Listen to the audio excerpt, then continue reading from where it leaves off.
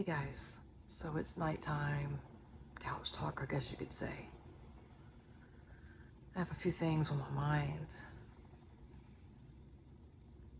was watching the news and some programs this afternoon before I decided to crash. And my mind just started wondering and wondering and wondering. And I remember talking to my second cousin's mother not long ago. And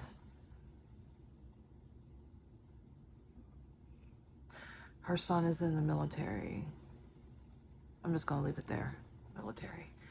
And he was sent out to Jordan, right? He was sent out to Jordan not long ago. Anyways, which brings me to this program, this video. So I'm hearing that we have right around 24 United States refuel tankers heading in the eastern direction in the sea, of course.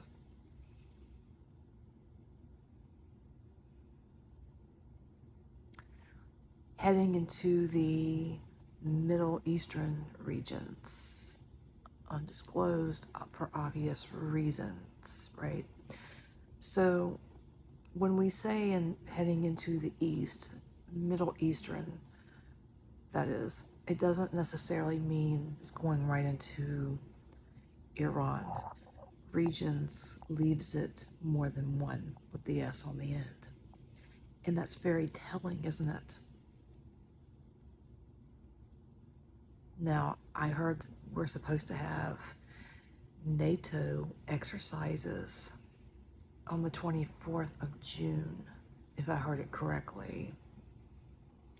So, could this be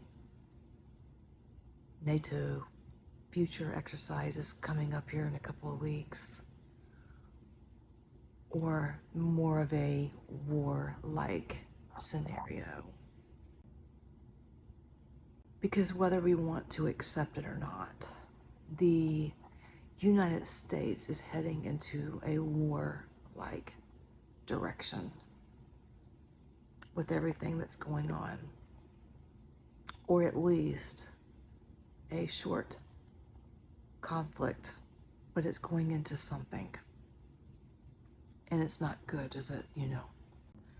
I mean, if the military parade that Trump had on his 79th birthday wasn't enough,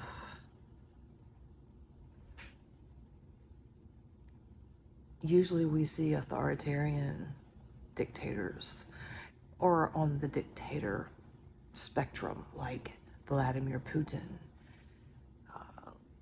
the North Korean leader. I don't know about China, maybe. But we don't see it usually here in the United States, not the way it was put out. And then we had the No Kings protest. It's a sign, okay? Not to mention what's going on with Iran.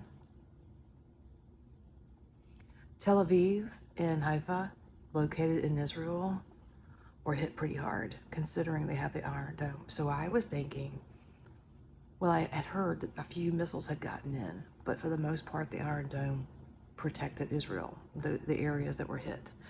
But 2 or 3 of their oil refineries were destroyed.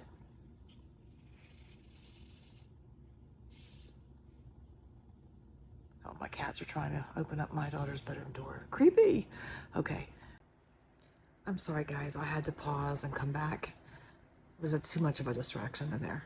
But yeah, the Iranians, they don't trust the West with their weapons. They don't trust the West with any type of signing or agreement.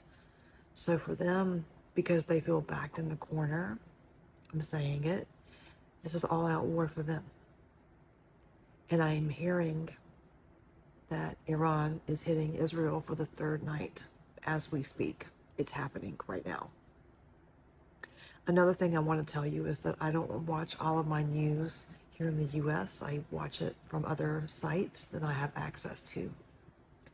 The death toll, according to Israel, there's more casualties in Iran, and they're banging and successfully killing and doing whatever it is they're doing over there. Well, that may be true. There are some deaths in Tehran, in Iran, okay? That's true. However, there's a lot of deaths in Israel as well. But you're not going to hear that on your media here in the US, our media. They don't want us to know that. But there are a lot of casualties in Israel. Maybe up to possibly 100. But I can't confirm that because I'm not seeing it. But I'm hearing it from a reliable source. There's a lot of death, and that's for me because usually we don't hear that in Israel, and we don't want to see casualties.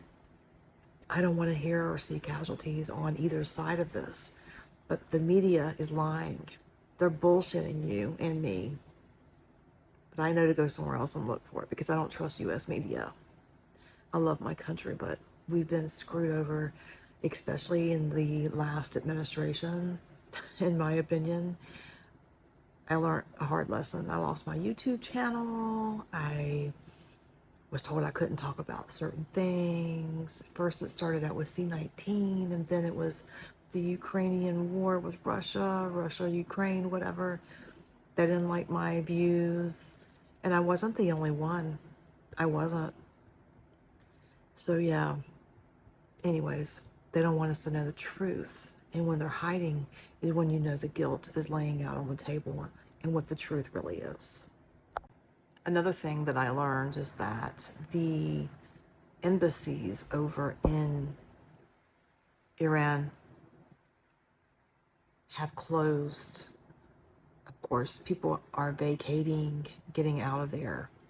And that's like Sweden, I'll just say Western, okay? High Western political figures, and also Russia, believe it or not.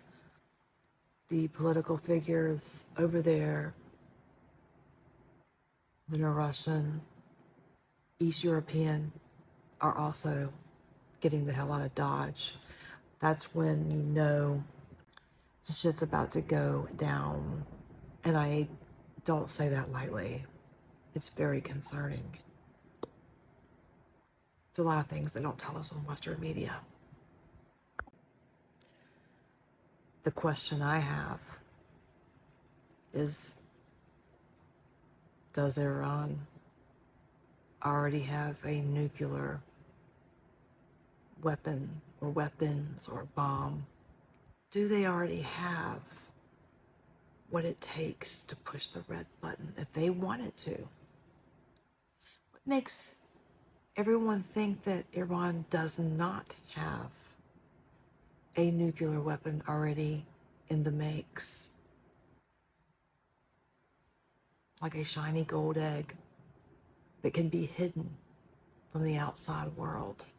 And that's what really concerns me.